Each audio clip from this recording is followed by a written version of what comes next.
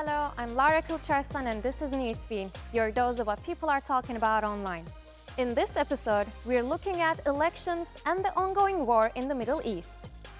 In the US, the clock's are ticking. Vice President Kamala Harris and former President Donald Trump are in full campaign overdrive, hitting battleground states with just over a week to go until Election Day. Polls, they're locked in, with swing states and the national race neck and neck. Nearly 40 million Americans have already cast their ballots early, either in person or by mail. Harris is doubling down on reproductive rights and contrasting her own character with Trump's. Trump, meanwhile, took a hardline stance in New York's Madison Square Garden, rallying around an anti-migrant message and promising a massive deportation plan on day one of his potential second term to stop what he calls an immigrant invasion. The United States is now an occupied country, but it will soon be an occupied country no longer. Not going to be happening. Not going to be happening. November 5th, 2024 will be Liberation Day in America. It's going to be Liberation Day. On day one, I will launch the largest deportation program in American history. I'm going to get the criminals out.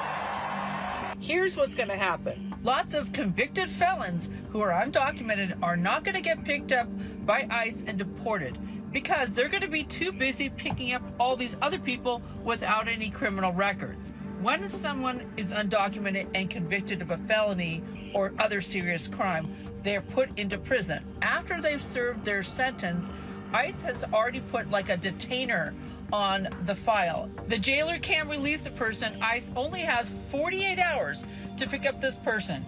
If not, the person is released into the United States. They're not picked up and deported. When you want everyone that is undocumented to be deported, just know that it's very likely that the most dangerous people that are undocumented in the United States will be in the United States. Well, I'm sorry, Trump, but the only way that you can realistically do this is if you have Congress magically find around $10 to $20 million and allocate that into both ICE and the judicial immigration system. However, if you do find yourself in front of an immigration judge, if you've been here at least 10 years consecutively, you have an immediate relative with legal status here who you can prove hardship on, you actually might be able to get a green card out of it. The former president's powerful stance on immigration stands among the boldest of any Western leader.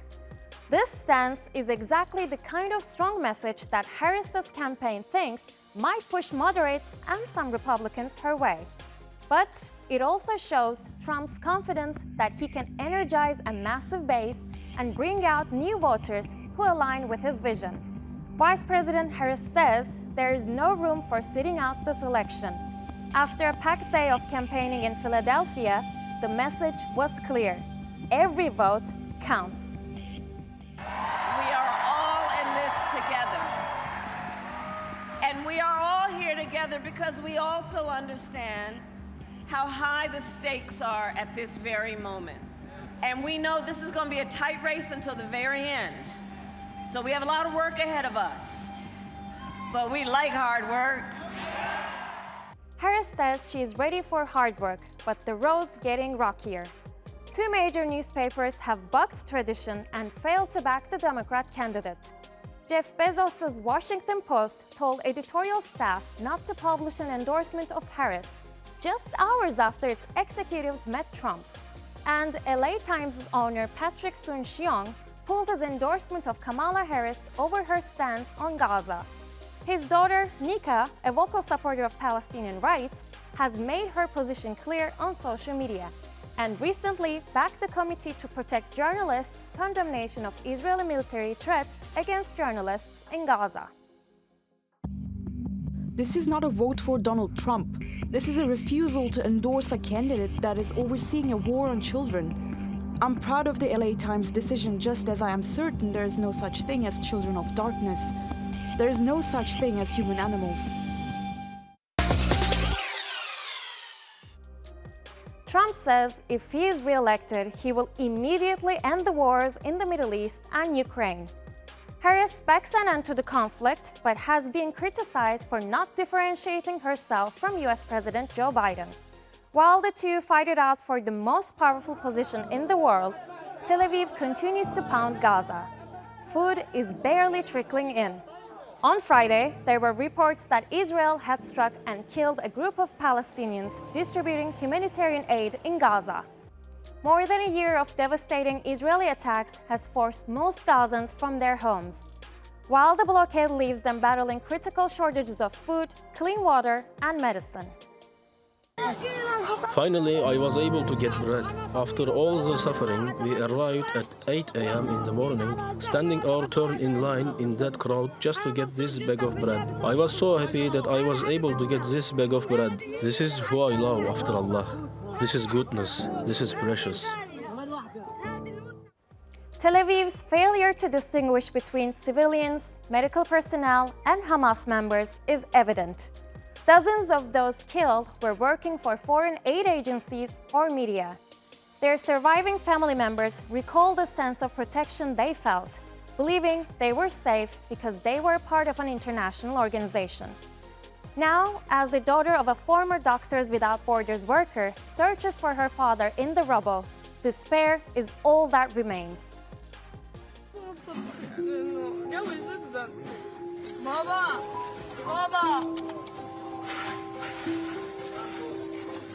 أنا اسمي نسام حسن صبح، عمري 14 سنة. بابا اسمه حسن صبح، كان يشتغل في أطباء بلا حدود عامر. هنا هو له يومين تحت الأنقاض. هنا بندور عليه إنه نلاقي له أثر أو إنه نلاقيه هنا أو إنه نعرف إنه هنا أو هناك أو هنا، مش ملاقينه. يكون هنا أو إشي إنه يكون هنا.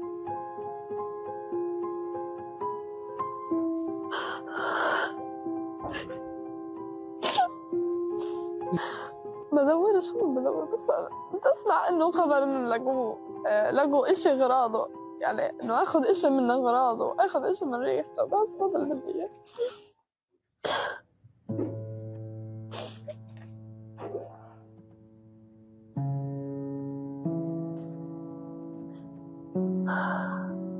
ولا يوم توقعنا، بالعكس حسينا حنا محميين، حتى اللي حوالينا حسوا حنا محميين، يعني انه مؤسسة دولية، انه فيش ضرب، يعني انه طول حياتنا حاسين حنا انه محميين، انه على الامان.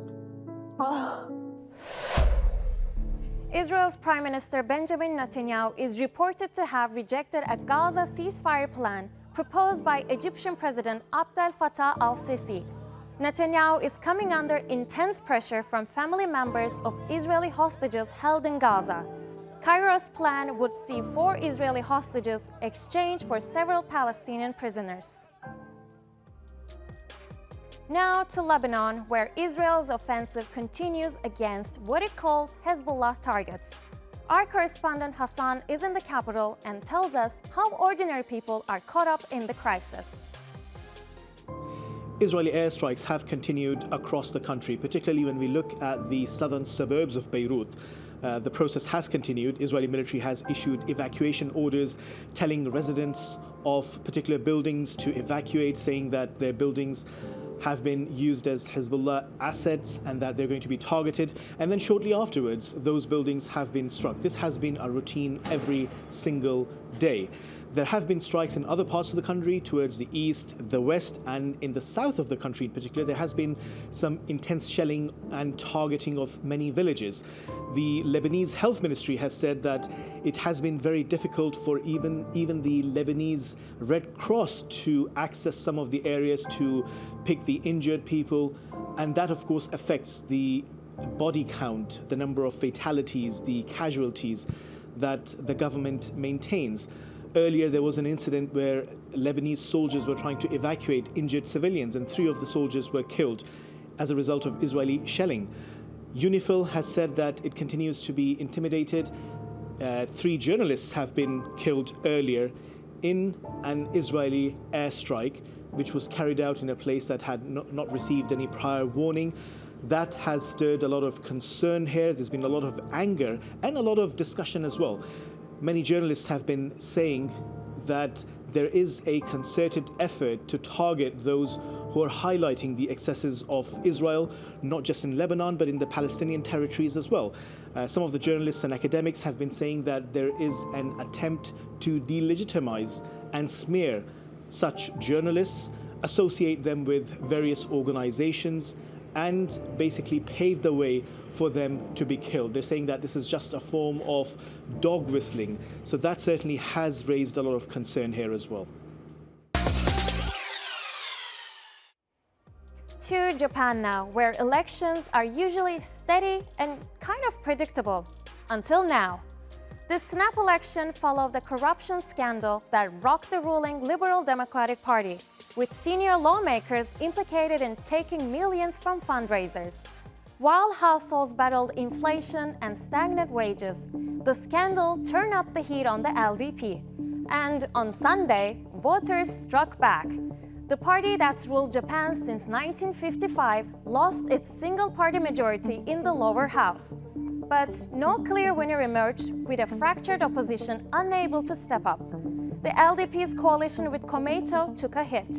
And to hold power, they'll need alliances with parties they just fought, leaving them bargain from a weakened position. Georgians also went to the polls on Sunday, and President Salome Zoirabishvili and Prime Minister Irakli Kobahidze have different views of the outcome. The Prime Minister's ruling Georgian Dream Party won about 54% of the vote. But opposition groups dispute the result. Now, the European Union and the United States have called for an investigation after international observers reported irregularities. With Georgia eyeing EU membership, the Dream Party's close links to Moscow could hurt their chances. By declaring that she does not recognize the official results, Zoirabishvili is not merely expressing dissent. She is suggesting that Georgia has fallen victim to a Russian special operation. This assertion implies a deep-seated fear of external interference, which could undermine public trust in our electoral system. As political analysts, we must scrutinize the implications of her statement. It reflects a broader narrative of geopolitical tension in the region, where the specter of Russian influence looms large. The potential ramifications for Georgia's stability and its aspirations for European integration cannot be overstated. We must consider how this situation will affect domestic politics, public sentiment, and international relations moving forward. Now, back to the US elections. It's said the sales of these cookies could make or break fortunes. In the United States, there's a decades-long tradition called cookie polling. Bakeries across the country bake cookies decorated with political party colors or candidates' faces to predict who will be elected as the next president. While many claim their predictions are spot on, these tasty treats add some fun to the election season for those who find traditional polls dull. I don't like political polls. They're backwards looking. I don't like the way that they're done. I don't think they're very helpful in reporting all the reasons. This is one poll I think I might get behind. Locals Bakery in Hatboro, Pennsylvania. The bakery sells sugar cookies.